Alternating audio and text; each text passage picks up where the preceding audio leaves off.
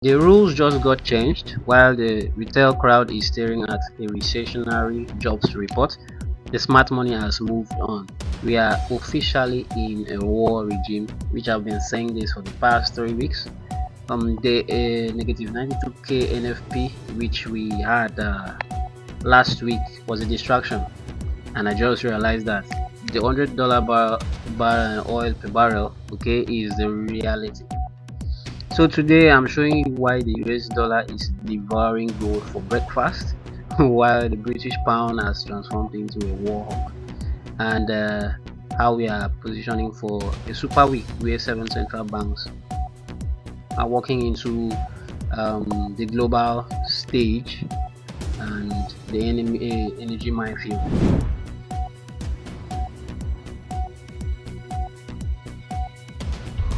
So grab your charts. It's time to trade the reality of 2026. And next week we'll be looking at CPI information. We'll be looking at the interest rate for Aussie, which the market is already pricing in hike, right? And also the FOMC, that's the dollar. We have the card BOC rate, and we have the yen policy. So we have the SNB. So none of them are hiking, but rather the market is looking at a hold. Why? Because oil is going to 200 in according to the Iran official, right? We'll get into that. So the reason why I'll be looking at, let's just talk about the safe haven trap. Usually when war breaks out, you buy gold and the Swiss. Unfortunately, the market is selling gold. Why? It's not that it's selling gold, they're actually taking profit from their positioning. And now that's just for that, not this time in a high inflation war like this. Silent havens that pay zero interest rates are liabilities. I just realized that last week. Why? Because the market wants yield plus inflation protection, and for gold it's not giving us that. So we'll now be pivoting, looking at the GBP, right? Because 2 weeks ago we were pricing in costs. Today we are actually pricing in a 65% chance of a hold or a hike. And the UK is hypersensitive to energy cost. The BOE has to act. This is why the pound is jumping, and the Swiss in my hierarchy is actually going down. We are buying the energy hawk and fading the passive heaven. So that's why I'm not really interested in the Swiss. And my ranking is for the Dixie. So let's just take a look at it. Dixie is my number one, and why is it my number one? It's because it's the only way to buy oil in bulk. It's high yield and it's the liquidity king. So, and from this structure, so remember very well, this demand was my high probability demand zone, and market has I was expecting a pullback, but fortunately the market is here. So I'm looking at price getting to 103 area. So this is a demand here. I'm expecting a pullback to this demand, and then we can continue higher. So this is my view on the Dixie. And CAD is the next one. Why? Because it's the energy fortress. CAD is the primary benefactor of the Qatar LNG blockade, and Aussie is the commodity hawk you get. So we are expecting an aggressive hike of to 4.1%, which I've already shown, and pound is a stagflation hawk. Then I also have the euro and the yen and the NZD at the bottom. Why? Because euro is facing industrial heart failure from the LNG shut off. You can see they are trying to bargain with Russia, and Japan is literally selling its currency to keep the lights on with oil above $100 per barrel. As we can see on the chart, we're at 99, so it's literally 100. So we're looking at price heading above this. So that's what I'm looking out for oil, but it's not good for the entire global market, right? Because it will make things quite expensive.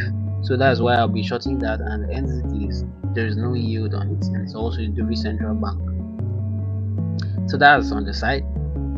Because of my strength on the dollar, let's look at this.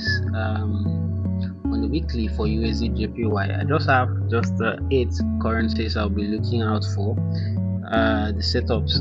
So I have my USD JPY, I have my CAD JPY, and I have my Aussie JPY. So for USD JPY, these are the 2 points I'll be looking for longs. Why?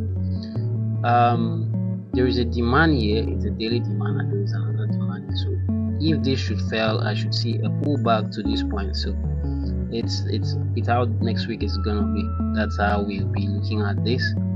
So for dollar strength is that I have the NZD USD also for a short.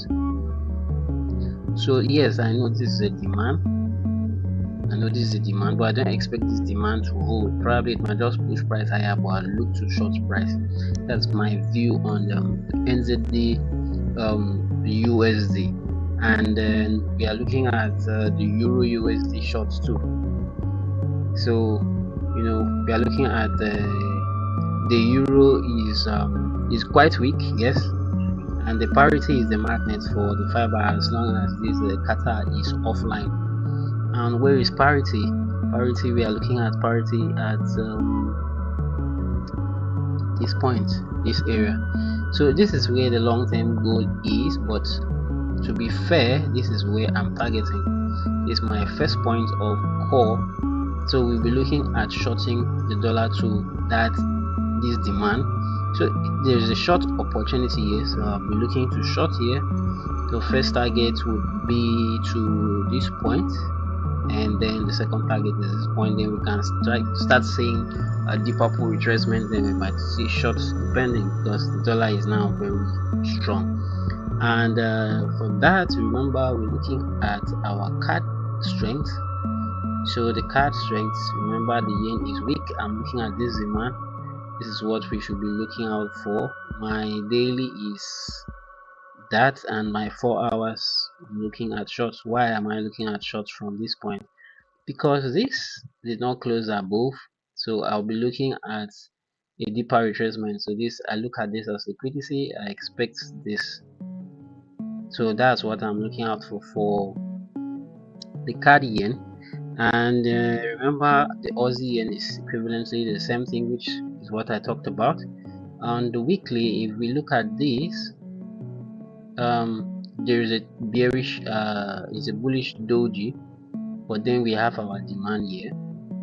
So I expect a change from here. So this is what I'll be looking out for my Aussie yen. And finally, we remember we're talking about the pound strength. So for the pound strength, yes, the pound yen is also a good setup, but focus on the pound NZD, which, if you remember last week, I talked about price reacting at this weekly demand and now coming to react at this daily demand. So currently, this is where I expect a pullback to, and then we short.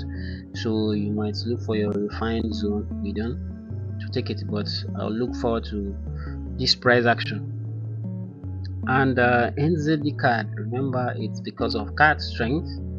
I'm looking at still taking this, so I expect price to take this previous low of 0.78 area. So if we could see a pullback, then we can look for continuous short on the USD, the NZD CAD.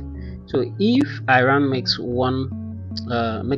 good trades on the $200 per barrel, this inflationary spiral goes parabolic, right? And this week is a minefield actually, but where there is volatility, there is opportunity. I'll be looking to drop a midweek emergency update on Wednesday after the FOMC. If you want these levels, hit the subscribe button, join Macrocrest community, and let's see. So what's your move? It's just about, are you holding the dollar or betting on the gold reversal? For sure, I expect a gold reversal at some point, right? But for now, we're still just chilling. Do have a safe trading week.